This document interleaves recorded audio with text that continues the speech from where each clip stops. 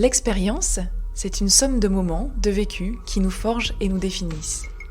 Comme l'on parle d'UX pour sonder l'expérience utilisateur, ce podcast sera centré sur l'expérience dirigeant, ou DX, à l'image de l'accompagnement que nous leur proposons chez dirigeants et partenaires. DX, c'est une plongée dans les moments de vie qui ont transformé les parcours de ces dirigeants. Avec leur coach, ils nous confient les moments de bascule et parfois même les épreuves qui les ont fait devenir les femmes et hommes accomplis d'aujourd'hui. Merci Emmanuel d'accepter de partager avec nos auditeurs ton aventure entrepreneuriale. Merci Véronique de me recevoir ce matin. C'est une grande joie. Quand nous nous sommes rencontrés en 2013, Emmanuel, tu quittais ton poste de CEO de la division détection de Morpho, après un début de carrière dans la banque, chez BNP Paribas, puis chez des industriels où tu t'es essentiellement occupé de stratégie et de M&A. C'est bien ça ? C'est ça. Bon, merci.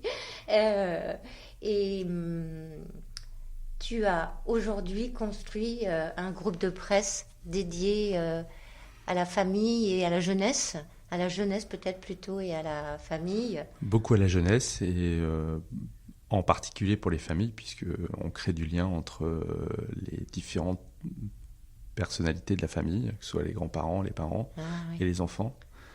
Le groupe s'appelle Unique Héritage Média et l'héritage, donc la transmission, c'est quelque chose qui est important pour moi. On verra que les valeurs sont importantes et que tout ceci fait partie de ton ambition.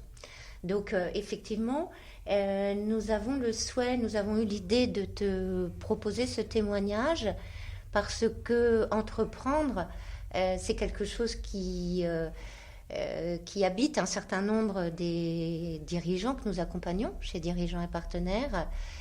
Certains en caressent l'idée, d'autres, moins nombreux, le réalisent. Et donc ce que je te propose à travers ta propre expérience, c'est de visiter, d'aller voir ce que c'est que la fibre entrepreneuriale. Je suis ravi d'aller explorer ce chemin avec toi, qui m'a accompagné au début de cette aventure. Alors, en effet, moi je me replonge quelques années en arrière et je me rappelais, je me demandais, mais quand tu es arrivé ici en transition de carrière, en fait, tu avais déjà cette envie d'entreprendre. Alors oui, effectivement, quand on s'est rencontrés en 2013, mon objectif, c'était de développer une stratégie, alors principalement à l'époque dans la culture et la jeunesse. J'avais plusieurs projets au feu. Comme toujours. La question, comme toujours, quand on est entrepreneur, il faut savoir avoir des plans B, différents chemins. Et ça, on y reviendra également, puisque je pense que effectivement, entreprendre, c'est à la fois se projeter, mais sans forcément se dire quel sera le bon chemin. Donc, l'essentiel, c'est de connaître les chemins que tu peux exploiter et de savoir si tu vas aller jusqu'au bout. Donc ton idée, c'était la culture et tu mets en œuvre un projet qu'on pouvait qualifier de totalement fou à l'époque, de racheter, un groupe de presse écrite dédié à la jeunesse. Et puis avec des tas de titres, il y avait des tas de titres et donc c'était pas forcément l'industrie la plus en développement à ce moment-là, mais déjà tu avais en tête ce que tu pouvais en faire. Oui, c'est toujours le cas. L'industrie de la presse est une industrie qui souffre énormément. On a une décroissance régulière des revenus, notamment publicitaires. Alors moi, la grosse chance que l'on avait dans cette activité de presse jeunesse, c'est que seulement quelques pourcents du chiffre d'affaires étaient dépendants de la publicité. Et donc, c'est-à-dire qu'il y avait une vraie capacité à pouvoir s'appuyer sur la machine des abonnements pour pouvoir travailler et transformer une entreprise qui, en l'occurrence, avait été de main en main, était passée par le groupe Le Monde entre les mains d'un entrepreneur, qu'il avait tenté de la redresser, mais pas complètement. Et donc se dire qu'il y avait quelque chose à faire. Après, je n'étais pas du secteur, et donc beaucoup de portes se sont fermées au moment de trouver les financements pour reprendre une entreprise qui en gros perdaient un petit peu d'argent au moment où j'étais en train de la reprendre. Alors, on va y revenir, mais avant, restons un peu sur cette ambition, cette envie, cette motivation profonde qui était la tienne d'entreprendre. Quelle est ta véritable motivation ? Je dirais c'est le challenge, c'est-à-dire cette capacité à transformer, à faire grandir. Qu'est-ce que tu veux faire, toi ? Moi, c'est faire grandir. C'est mon objectif, c'est de faire grandir l'entreprise, alors soit en croissance, soit en rentabilité, donc en solidité, c'est ça, faire grandir, c'est de transformer, de rendre solide, en fait. Alors la solidité, tu l'as à différents niveaux. Et puis, c'est de faire grandir les équipes également, c'est-à-dire au fur et à mesure que l'entreprise grandit. Voilà, j'aime bien dire que je suis révélateur de talent. C'est pas le talent, c'est pas le mien, c'est celui de mes équipes, c'est celui de nos produits, c'est celui potentiellement là, effectivement, des enfants qui vont être nos auditeurs ou nos lecteurs. C'est vraiment d'aller chercher et donc de faire grandir. Je pense que c'est faire grandir, c'est un gros moteur chez moi. Donc faire grandir l'entreprise, les collaborateurs, les lecteurs. Tout le monde. Faire grandir, c'est le challenge. C'est ce dialogue entre l'équipe et ta vision qui fait que petit à petit tu construis ce que tu as envie de faire et se faire grandir. En revanche, ce que l'équipe, elle, sans doute à aimer, c'est le côté vision, c'est le côté ambition, et donc quelque part se dire on est emmené quelque part avec quelqu'un qui nous emmène avec son énergie, et ça c'est quelque chose qui te permet de construire et de développer tes challenges. Alors réfléchir out of the box, c'est bien ce que tu as fait dès l'origine avec ce groupe Fleurus. Moi je me rappelle que très vite il y a eu Quelle Histoire, oui. Qui était déjà un pas vers le numérique. Alors, Quelle Histoire, le début de l'histoire, c'est le numérique. C'est-à-dire, Quelle Histoire, c'est au départ une entreprise qui fabriquait des applications numériques pour les enfants, pour faire découvrir l'histoire aux enfants de manière ludique, avec des histoires racontées principalement, et quelques petits jeux, qui a assez vite eu beaucoup de succès, puisqu'il y a eu plus d'1 million de téléchargements des applications. Ensuite, ce qu'on a fait, c'est qu'on a fait un virage sur le papier. Donc, on a fait le chemin à peu près inverse de l'ensemble des éditeurs du secteur. Et c'est moi qui l'ai provoqué, le virage sur le papier. C'est-à-dire que, de fil en aiguille, c'est bien de faire des applications numériques, mais on n'arrivait pas à vivre de ça. Et donc, moi, je me suis dit, qu'est-ce qui fait que les parents sortent leur porte-monnaie ? Et les livres... Donc les livres ont cet effet sur les parents. Et donc à ce moment-là, on s'est mis à faire des livres. Et aujourd'hui, on fait 1 million de copies par an avec cette collection Quelle Histoire. Ce qui est absolument incroyable. C'est tout à fait incroyable et ça me fait penser à la phrase de Mark Twain qu'on rappelait tout à l'heure. Et ils ne savaient pas que c'était impossible et c'est pour ça qu'ils l'ont fait. C'est exactement ça. C'est un gros moteur, c'est une phrase que j'aime beaucoup répéter aux équipes. Il faut savoir penser effectivement un peu en dehors de la boîte. Alors après, c'est pas forcément évident parce que on part vers l'inconnu. Donc quel chemin, est-ce qu'il y aura une rentabilité, est-ce que ça a un intérêt ? Et donc là, c'est là où l'entrepreneur intervient. C'est-à-dire que l'entrepreneur, il ne se limite pas. C'est là que l'entrepreneur doit être audacieux. Et visionnaire. Et visionnaire. Voire à long terme. En fait, tu n'entreprends pas avec force si tu vois pas loin. Parce que moi qui ai fait une école militaire, pour lancer un projectile loin, il faut prendre du recul, il faut armer, et donc il faut beaucoup d'énergie pour envoyer le projectile loin. Oui. Et donc, ce qui fait également la force de l'entrepreneur, c'est qu'il doit pouvoir avoir la capacité de rester orienté, très fort dans une direction, longtemps.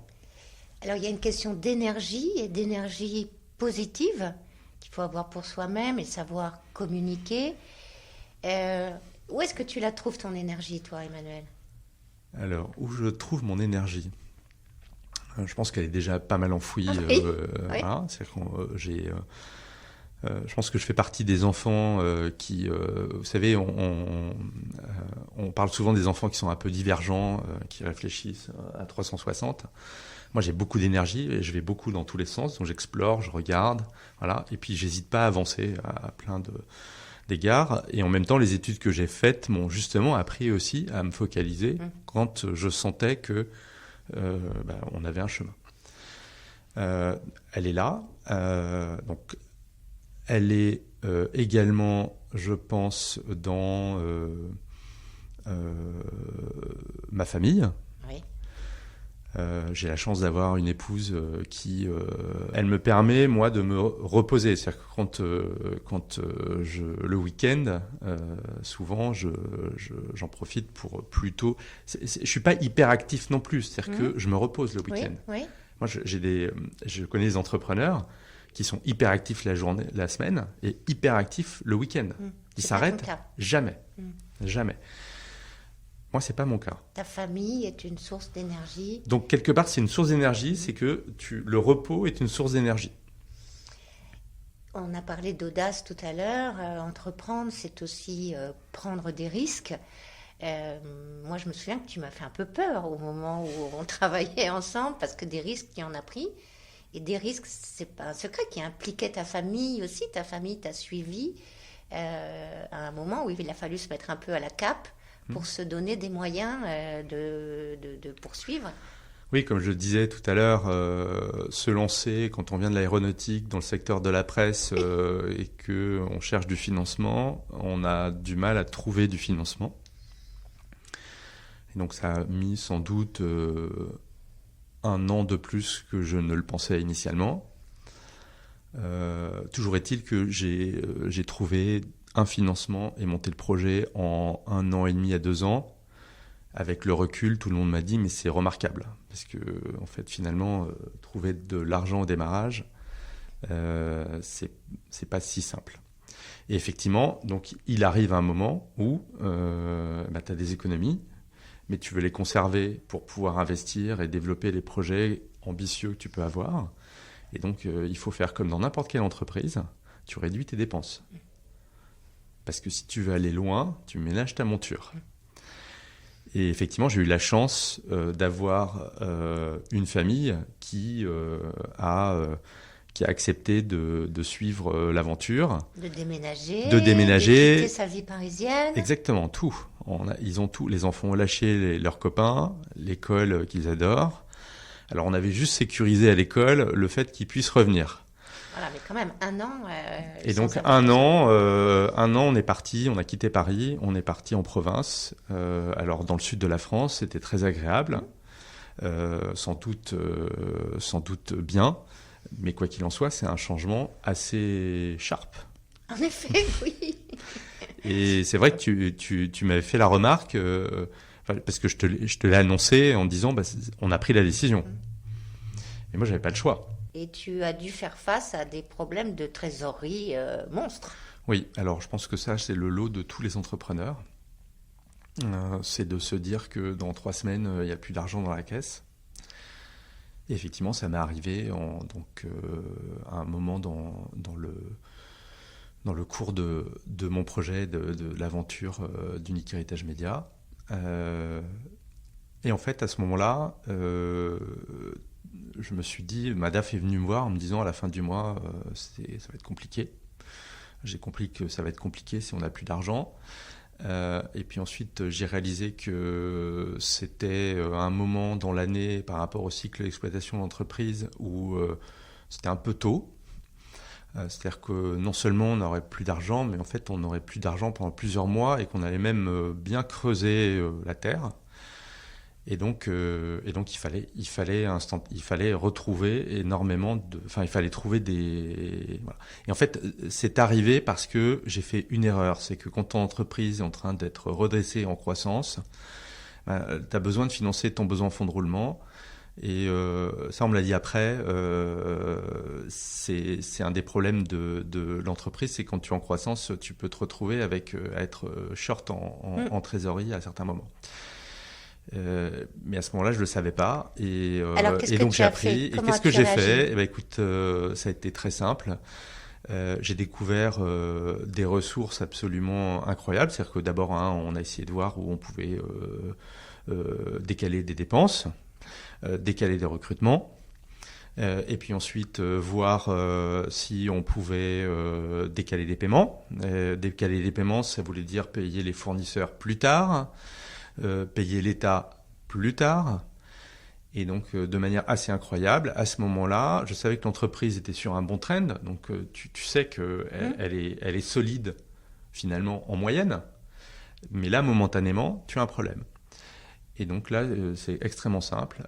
J'ai appelé tous les fournisseurs et je leur ai tous demandé de décaler les paiements de 1 mois, 2 mois, 3 mois pour certains. Ils ont tous accepté. Tous. Parce qu'en réalité, quand tu es entrepreneur, en fait, tu as noué des liens avec les gens avec lesquels tu travailles. Et eux, pour la plupart, ce sont des gens qui sont totalement capables de comprendre ce que tu es en train de vivre. Tu as dû faire preuve aussi d'un certain pouvoir de conviction. Sans doute. Et tu as cherché de l'argent aussi? Et j'ai cherché de l'argent. Donc j'ai appelé des amis. Je suis allé voir les fonds qui m'accompagnaient. Et en leur disant, on a besoin d'une rallonge. Et voilà, et on est passé en comité. Bon, il se trouve que c'était un moment où effectivement tu es sur un bon trend de reprise. Les fonds ont souvent tendance à mettre juste le strict minimum en investissement pour se dire on verra si on a besoin de mettre une rallonge. Là, on est arrivé à ce moment-là et ils l'ont fait. Et je m'en souviens et je m'en souviendrai très longtemps. Les fonds qui m'ont accompagné au démarrage ont su me faire confiance également de nouveau à ce moment-là.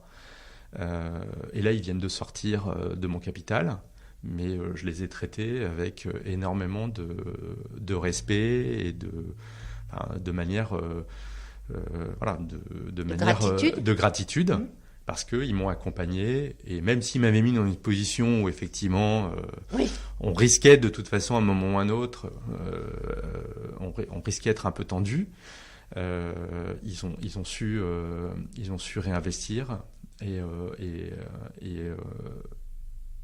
me faire confiance. Donc à un moment, quand tu veux quelque chose, il faut aller jusqu'au bout des choses. C'est probablement une de tes caractéristiques et celles qui sont importantes, enfin qui définissent l'entrepreneur.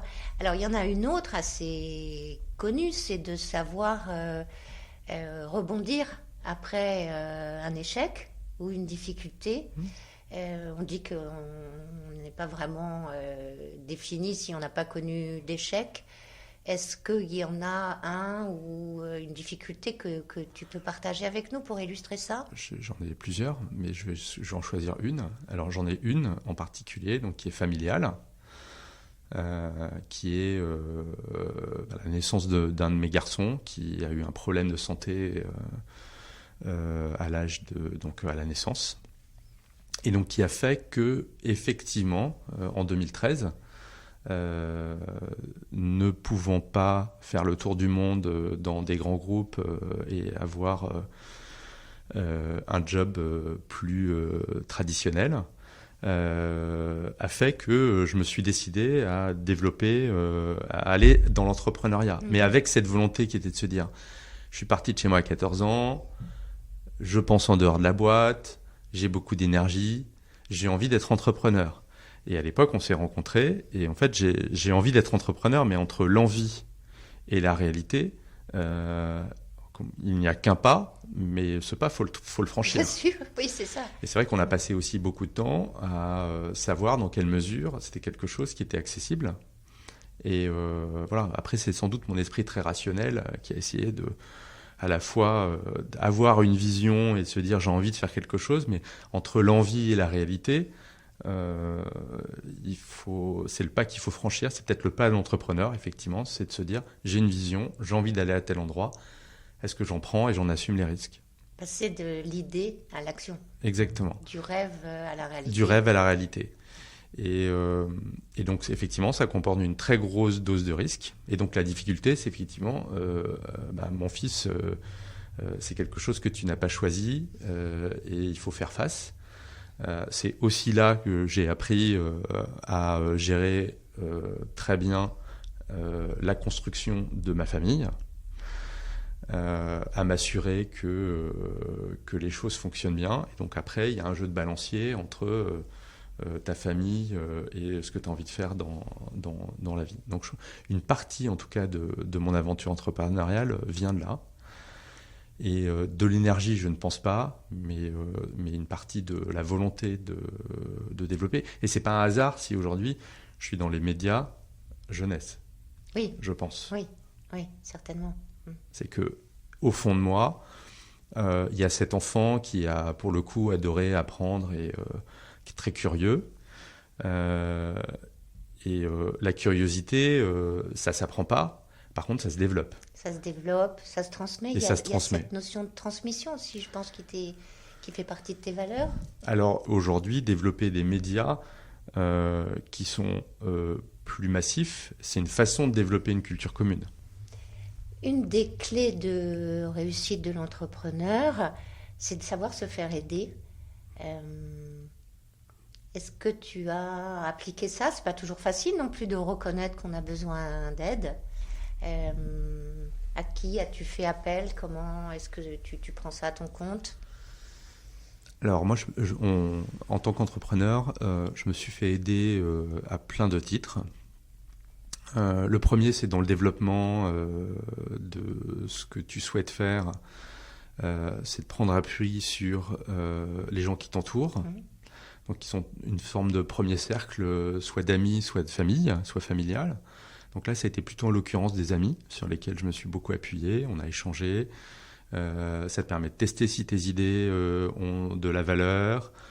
Alors après, ça a une contrainte, c'est que le marketing de tes amis, c'est pas forcément celui de l'ensemble de ta clientèle ou du futur. Voilà. Après, construire un produit, je crois que Steve Jobs disait product first, customer second. Quelque part, ouais. Moi je souscris. Pour le coup, c'est la différence entre l'entrepreneur et le manager. L'entrepreneur, il va dire product first, customer second, parce qu'il veut développer quelque chose et il veut aller à un endroit. Et après, le marché prend pas. Le manager, il va d'abord regarder le marché, et il va dire ok, est-ce que le marché va accepter le produit ? Et ensuite, il va développer un produit qui correspond au marché. Mais il ne prend pas de risque. Alors que quand tu construis ton produit, tu n'as jamais la certitude qu'il va être accueilli positivement par le marché. Mais tu prends un risque. Mais quand tu prends ce risque, ça marche pas. Et si ça marche, tant mieux, parce qu'en fait, quelque part, tu as pris un risque que d'autres n'ont pas pris. Et donc, je pense que ça fait partie du jeu, cette prise de risque. Alors, pour conclure, je voudrais revenir peut-être à ce qui te caractérise. J'ai vu que tu te présentais comme développeur d'entreprise et révélateur de talent. On retrouve deux notions importantes là-dessus. Depuis Unique Héritage et le groupe Fleurus, il y a eu beaucoup d'autres initiatives que tu as lancées, développées. Je pense à Céline, la coopérative de distribution. Et puis, plus original, dans un secteur différent, 4 roues sous un parapluie. Alors, est-ce qu'il va y avoir encore beaucoup d'idées ? À quoi est-ce que tu penses pour demain ? Alors, à quoi je pense pour demain ? Déjà, dans un premier temps, la première Céline, c'est nécessité fait loi. On avait des problèmes, il fallait les résoudre. Et donc, on s'est associé entre éditeurs indépendants pour pouvoir résoudre les problèmes du circuit de la distribution de la presse. Puisqu'une entreprise principale du secteur faisait faillite, il fallait qu'on trouve une solution.